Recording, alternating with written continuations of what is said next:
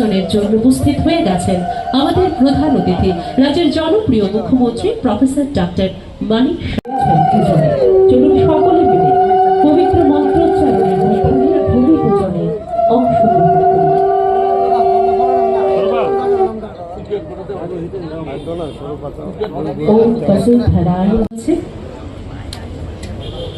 ভূমি পূজনের পর শিলান্যাসের মধ্য দিয়ে অনুষ্ঠানের সম্পূর্ণতা তুলে ধরছেন আমাদের জনপ্রিয় মুখ্যমন্ত্রী রাজ্যের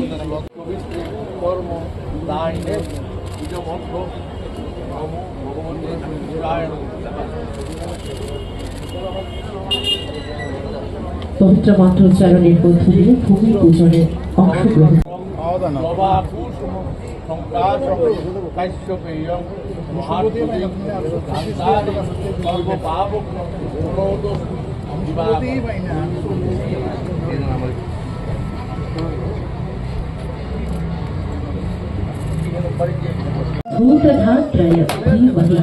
भूमि प्रचोदय भूमि के प्रणाम पूजा for installation of statue of Dr.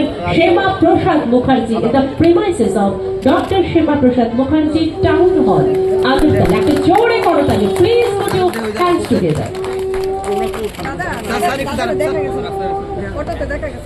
অতিথিদের বরণ করে নেব আমাদের আজকের এই আয়োজনে। শ্রী শীতের শ্রীমন ঋষাতে ক্ষমত্র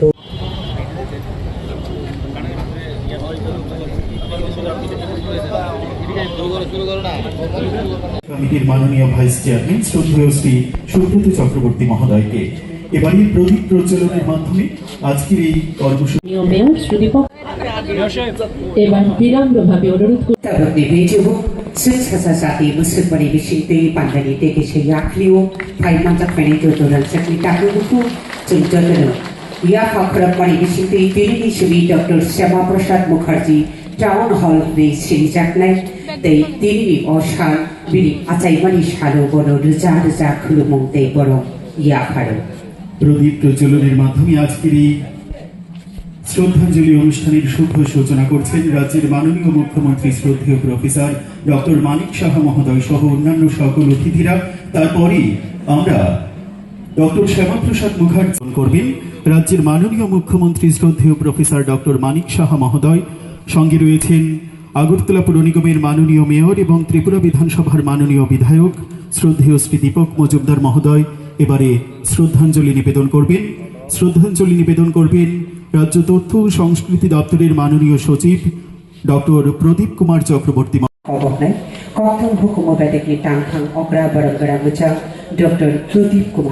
মুখ্যমন্ত্রী প্রফেসর ডক্টর মানিক সাহা মহোদয় মঞ্চে আসীন আছেন। প্রধান এই অনুষ্ঠানের আয়োজন আগরতলায় এই টাউন হলে করা হয়েছে। রাজ্য তথ্য সংস্কৃতি দপ্তরের মাননীয় সচিব শ্রদ্ধেয় ডক্টর প্রদীপ কুমার চক্রবর্তী। নমস্কার সবাইকে।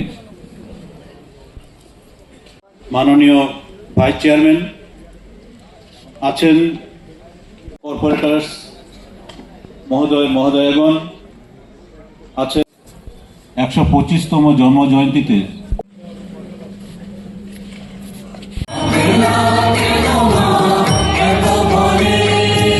আমরা এখানে তথ্যচিত্র দেখলাম এবং অনেকের মধ্যে কম বেশ সবাই জানে ডক্টর শ্যামাপ্রসাদ মুখার্জি সম্পর্কে, কিন্তু একটা সময় ছিল, বিশেষ করে 2014 আগে ডক্টর শ্যামাপ্রসাদ মুখার্জি এই যেন না জানতে পারে মানুষ, সেই ব্যবস্থা কিন্তু ছিল। অনেকে জানতো না, জেনারেশন টু জেনারেশন অনেকে জানতো না। পণ্ডিত দীনদয়ালজি সম্পর্কে জানতে দেওয়া হতো না, কিন্তু 2014 পর আমরা দেখেছি ডক্টর শ্যামাপ্রসাদ মুখার্জি, পণ্ডিত দীনদয়ালজি এবং আমাদের যারা লিজেন্ড ব্যক্তি ভারতবর্ষে, যারা দেশের জন্য কাজ করেছেন, বলিদান হয়েছেন, তাদের সম্পর্কে আমরা জানতে পেরেছি। এবং তার বেশিরভাগ যে কৃতিত্ব আমি বলবো যে আমাদের যশস্বী প্রধানমন্ত্রী শ্রী নরেন্দ্র মোদীজির জন্য সেটা সম্ভব হয়েছে। এবং ওনার যে চিন্তা ভাবনা, যেগুলো উনি চিন্তা করেছিলেন জীবিতকালে, উনি যেগুলো যে বীজ পুঁতে দিয়েছিলেন, সেইগুলোর যদি আমরা দেখি আজকের তারিখে আক্ষরিক অর্থে মাননীয় প্রধানমন্ত্রী সেগুলো আজকে ইমপ্লিমেন্টেশন করেছেন। আজকে শ্যামাপ্রসাদ মুখার্জির এখানে যখনই আমরা আলোচনা করব ওনার ব্যক্তিগত বিষয়ে তার যে উচ্চতা, এটা যেন একটা স্টোরি রূপে না দাঁড়ায়, একটা গল্প না এটা কিন্তু, এবং এটা সমগ্র আমাদের ভারতবর্ষে একটা সংগ্রামের ইতিহাস, যে কিভাবে উনি দেশের অখণ্ডতার জন্য উনি কাজ করেছেন। দেশের যে আজকে এডুকেশন ডিপার্টমেন্ট, এডুকেশনের বিষয়ে ওনার যে চিন্তা ভাবনা, সেটা আজকের তারিখে কিন্তু ইমপ্লিমেন্টেশন হচ্ছে। কি কি উনি করে গেছেন, এখানে পূর্ববর্তী বক্তারা বলেছেন, এই ধরনের ব্যক্তিত্ব, এত বড় দেশপ্রেমিক, শিক্ষাবিদ এবং সংসদীয় রাজনীতিতে ওনার যে ইতিহাস আমরা শুনি, সেটা সত্যি আজকের এবং দূরদর্শী রাষ্ট্রনায়ক। আমি প্রথমেই আজকে আমরা এখানে ওনাকে শ্রদ্ধা নিবেদন করেছি, এবং আবারও আমি বলবো সমস্ত ত্রিপুরাবাসী কাছে আমি আবেদন করব যে ডক্টর শ্যামাপ্রসাদ মুখার্জি সম্পর্কে আমরা যত জানবো কিছু না কিছু আমরা পাবো, এবং আমাদের চলার পথে অনেক মসৃণ হবে আমি আশা করি। আজকে ওনার যে স্মৃতি এবং আদর্শ এবং ওনার যে কর্মগাথা, সেইগুলো আমরা দেখেছি যে আমাদের নেক্সট জেনারেশন টু জেনারেশন সেইগুলোকে ধরে রাখাটা খুবই প্রয়োজন। আধুনিক যুগে আমরা অনেক সময় ভুলে যাই আমাদের ভারতবর্ষে এমন সব লিজেন্ড ব্যক্তি জন্মগ্রহণ করেছেন যে তাদের সম্পর্কে আমরা কম জানি, কিন্তু বিদেশের বহু লোকের সম্পর্কে আমরা বেশি, কিন্তু আজকের জেনারেশনের অনেকে সেদিকে কিন্তু ধাবিত হয়। আমরা সবাই জানি যে ডক্টর শ্যামাপ্রসাদ মুখার্জি 1901 সালের 6ই জুলাই আজকের দিনে এখানে যে পশ্চিম বাংলার দক্ষিণ কলকাতায় ওনার জন্মগ্রহণ করেছিলেন। এবং ওনার ফ্যামিলি আপনারা দেখুন, যে যাকে বাংলার বাঘ বলা হতো, স্যার আশুতোষ মুখার্জির সুসন্তান ছিলেন। এবং আমার পূর্ববর্তী বক্তারা বলেছেন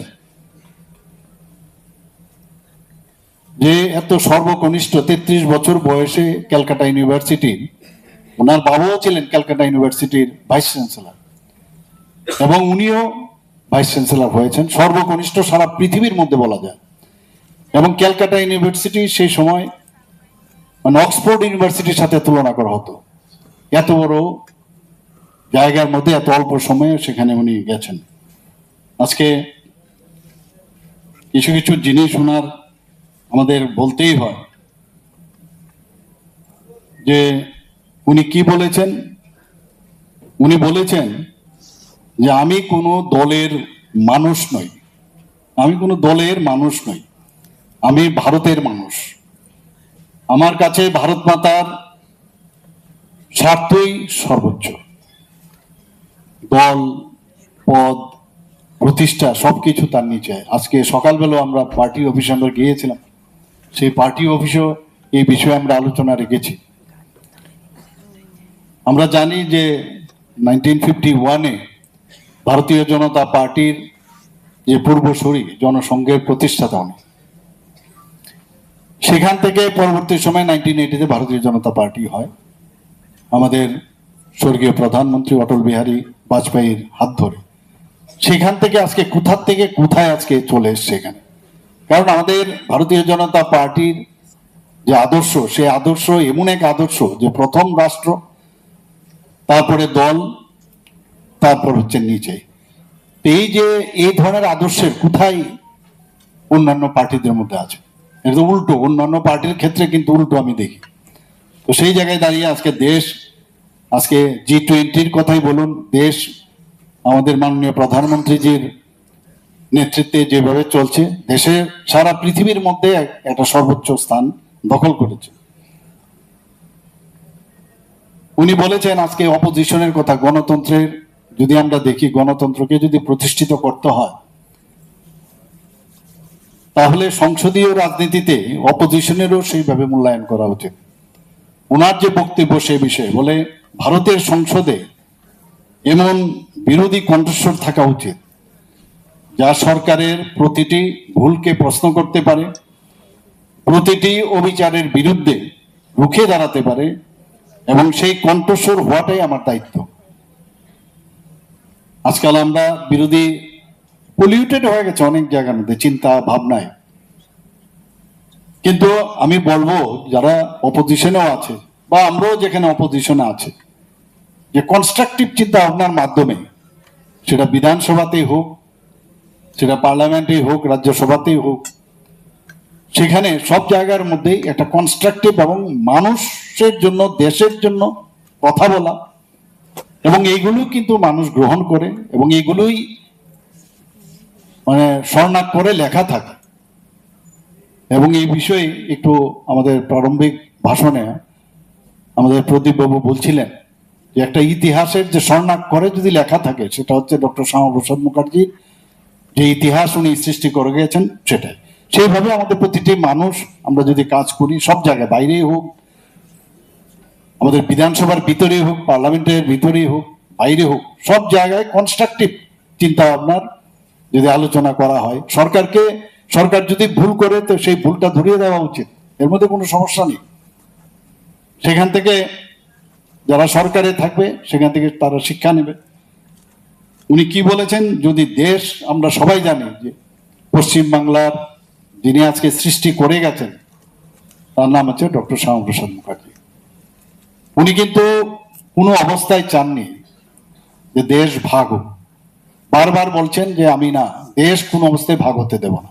কিন্তু আমরা সবাই জানি যে গ্রেটার ক্যালকাটা কিলিং এবং আমাদের যে নোয়াখালীর যে রাইট হয়েছে, তখন উনি বুঝলেন যে অসম্ভব, এইভাবে থাকা যাবে না, পশ্চিমবঙ্গকে আলাদাভাবে কোনো অবস্থায় বাংলার সাথে, পশ্চিমবাংলাকে ইস্ট পাকিস্তানের সাথে যুক্ত হতে দেওয়া উচিত নয়। এবং তার দেখুন কত দূরদর্শী নেতৃত্ব উনি ছিলেন। আমরা দেখেছি যে কাশ্মীরের কি অবস্থা হয়েছিল, সেখানে যারা পণ্ডিত, হিন্দু পণ্ডিত যারা ছিলেন, তাদেরকে কিভাবে সেখানে যে মেজরিটির নাম দিয়ে তাদেরকে নৃশংসভাবে হত্যা, ধর্ষণ, অগ্নিসংযোগ কি না করেছে এই কাশ্মীরি পণ্ডিতদের। তিনি বুঝতে পেরেছিলেন অসম্ভব, এই মৌলবাদী যারা আছেন তাদের সাথে থাকা যাবে না, এবং সেই কারণেই আজকে পশ্চিমবঙ্গের সৃষ্টি হয়েছে। আপনারা জানেন যে গত 20শে জুন এই বঙ্গ দিবস হিসাবে পালন করা হয়েছে, বিশেষ করে হিন্দু বাঙালিদের জন্য।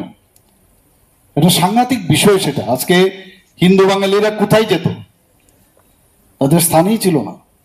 এবং সেই কারণে উনি কি বলেছেন, যদি দেশ ভাগই হয় তবে বাংলারও ভাগ হোক, পাকিস্তানের হিন্দুদের থাকার কোনো উপায় নেই, পশ্চিমবঙ্গ যেন ভারতের অংশ থাকে, এটাই আমার একমাত্র দাবি। উনি এক জায়গায় বলেছেন যে নেহরুজি এবং লিকায়ত ওনারা কি করেছেন, পাকিস্তান বানিয়েছেন ভারত থেকে আলাদা হয়ে, আর আমি পাকিস্তানকে আলাদা করেছি এই পশ্চিমবাংলা তৈরি করে। এই যে বিষয়গুলো আছে আজকে, এইগুলো কিন্তু আমাদের মানে ভাববার বিষয়।